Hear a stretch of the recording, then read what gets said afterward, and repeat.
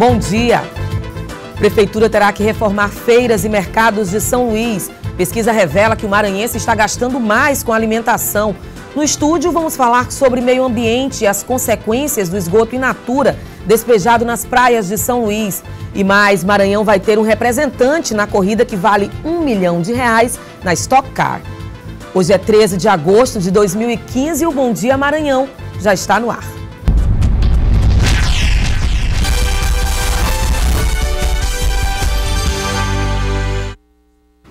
E a Prefeitura de São Luís terá que reformar e adequar as feiras e os mercados da capital.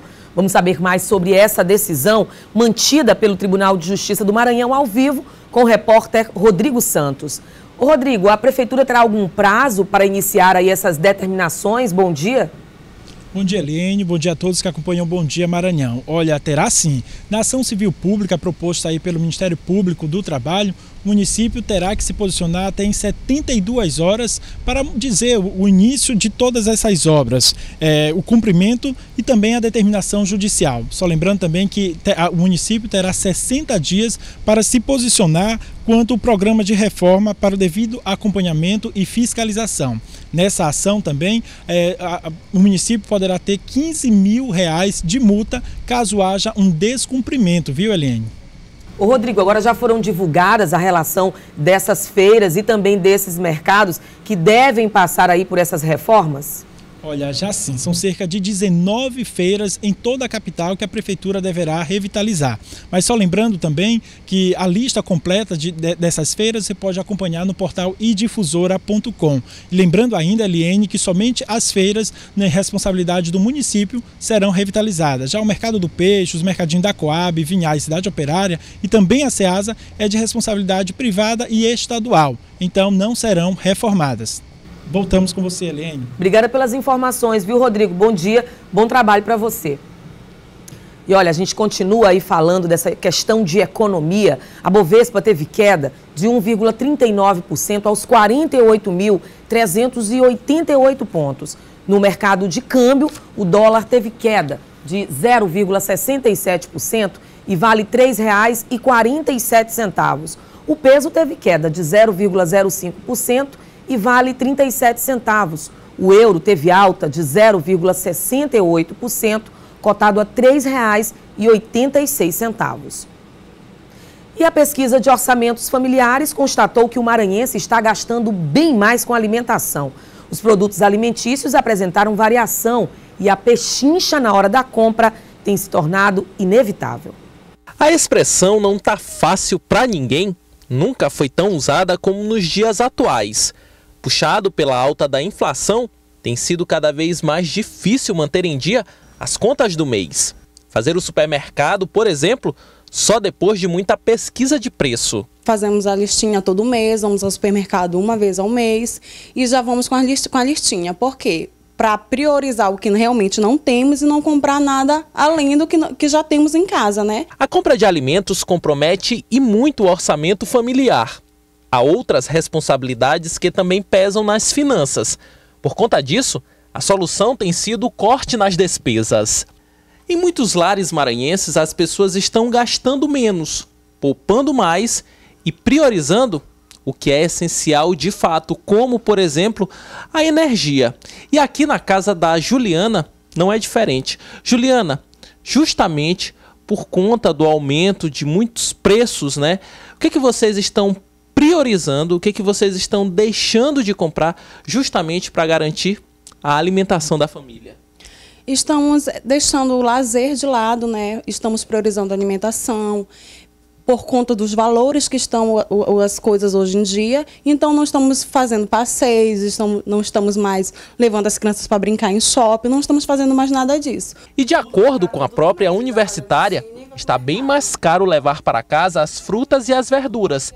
Isso sem falar do aumento rotineiro de outros itens, como o arroz, o feijão e até a carne, que tem desaparecido dos carrinhos. Em julho, a variação média dos preços dos produtos foi de quase 0,60%, praticamente o mesmo patamar de elevação registrado em junho, que foi de 0,69%. Aqui no Maranhão, os impactos da inflação ainda não são medidos. A referência atual é o Índice Nacional, ou seja, a realidade do Estado em torno da variação de preços pode ser bem mais séria do que se imagina. Pesquisa de preço, sem dúvida, é fundamental. A entrevistada tocou num ponto interessante, que é com relação à prioridade. Ao invés de levar a criança para o shopping, onde você vai pagar um brinquedo, por exemplo, não deixe de levar o seu filho para se divertir. Você pode optar por espaços públicos, onde você, com certeza, não precisa pagar nada. E olha, a gente vai falar a seguir sobre um assunto também muito interessante.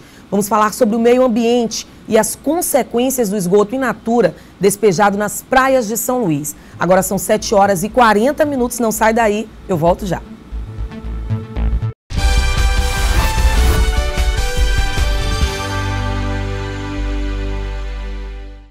E na Câmara de Vereadores de Imperatriz, o horário de funcionamento de bares e casas noturnas voltou a ser tema de audiência pública. Alguns parlamentares defendem os empresários e artistas, alegando que fechar as portas mais cedo causa prejuízo.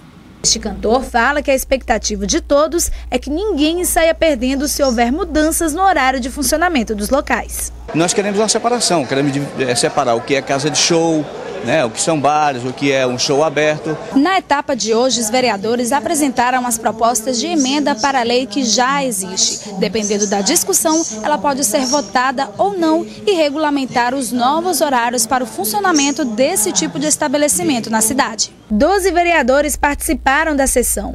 Um grupo apresentou a proposta de extensão de horário apenas para as casas de shows e boates. A ideia é que eles funcionem até 4 horas da manhã. É de interesse dessa casa proteger as pessoas que querem dormir, mas também dar o direito àqueles que trabalham, que ganham a vida noturna, que são os empresários da noite, os cozinheiros, os garçonetes, os vigios, os taxistas, toda uma classe que sobrevivem do trabalho à noite. Para os proprietários e funcionários de casas de shows e bares, o momento foi apenas de acompanhar, mas eles esperam que a decisão final não prejudique os lucros dos estabelecimentos. Hoje, você fechando as casas de shows, que engloba muita classe, no mínimo nós fizemos um levantamento de 3 a 4 mil pessoas desempregadas. Com cartazes, quem acompanhou a sessão fez também um apelo. Se a proposta for aprovada, ela mantém o mesmo horário de 2 horas da manhã para locais que não atendam os critérios de isolamento acústicos previstos pela lei.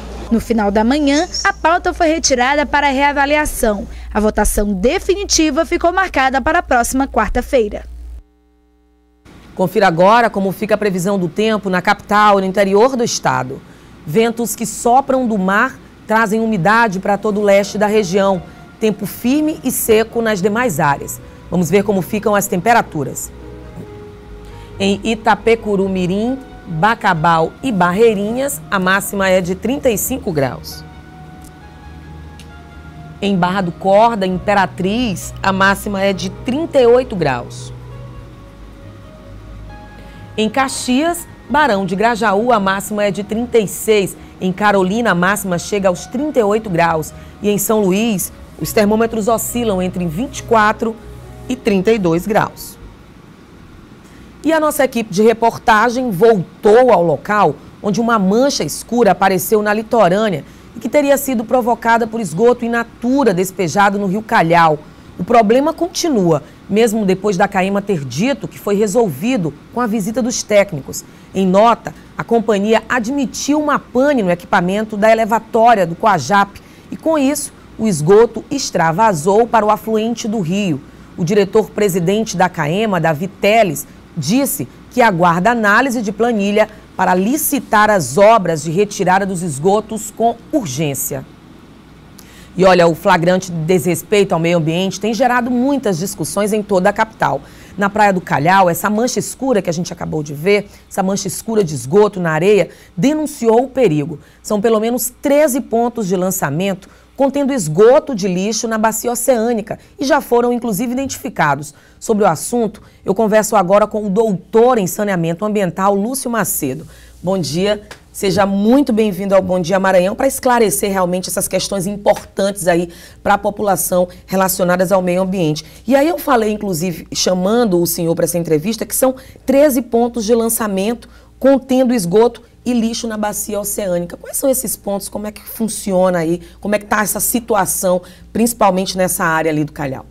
Bom dia. O problema é antigo. Nós sabemos que esse ponto que evidenciou no Rio Calhau uma língua negra de grandes proporções em função de um vazamento em uma elevatória da Caema, na realidade se soma a 12 outros que já existe há pelo menos 12 anos. Essa é a questão, né?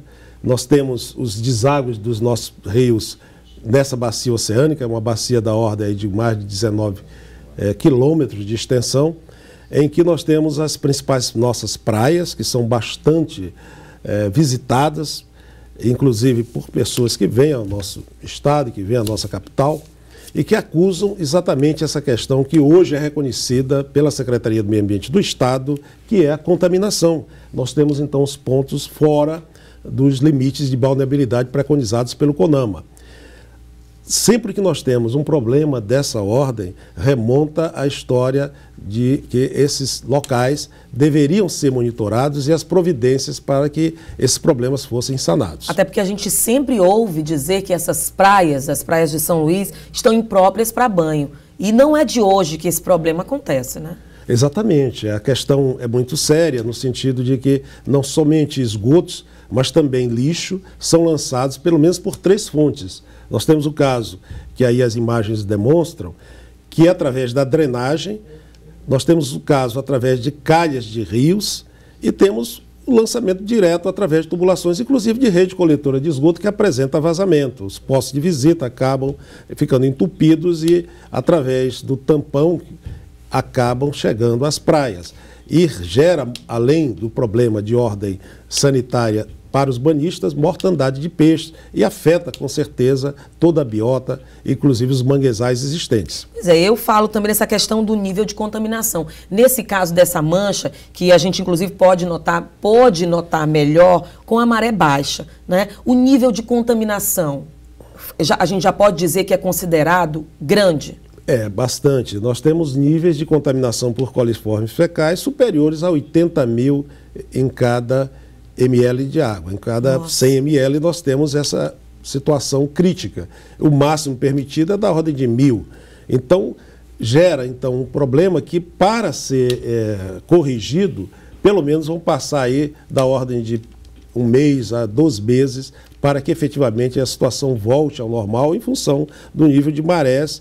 Quando nós temos marés altas, esse espalhamento, essa dispersão é maior. No caso atual, nem tanto. Mas esse caso que o senhor se refere é com relação a essa mancha, essa última mancha. Exatamente. Os demais pontos continuam, inclusive esse vai continuar com o mesmo tipo de situação.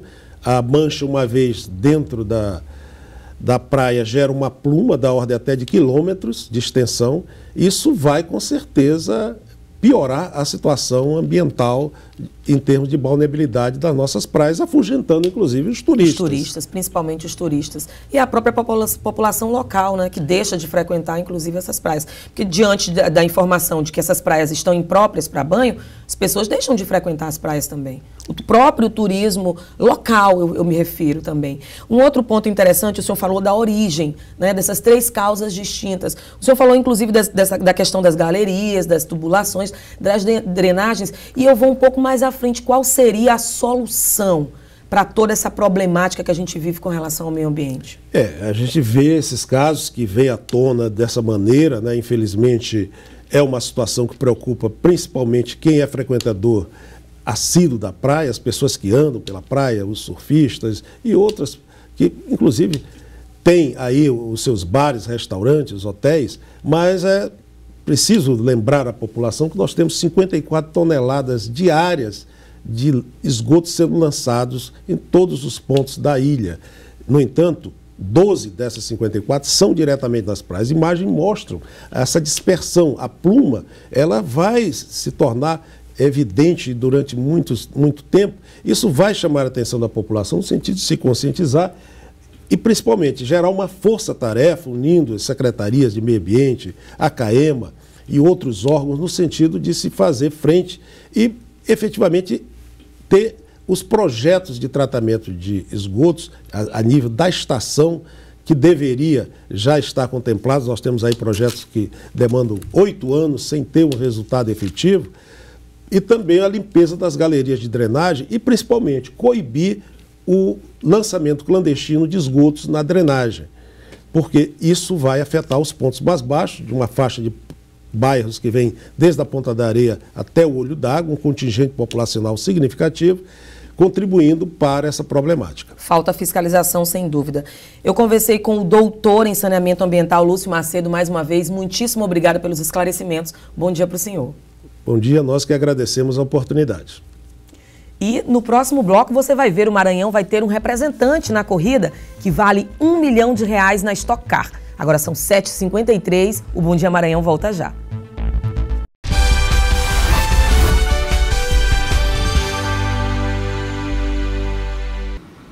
E o Maranhão vai ter um representante na corrida que vale R$1 milhão na Stock Car.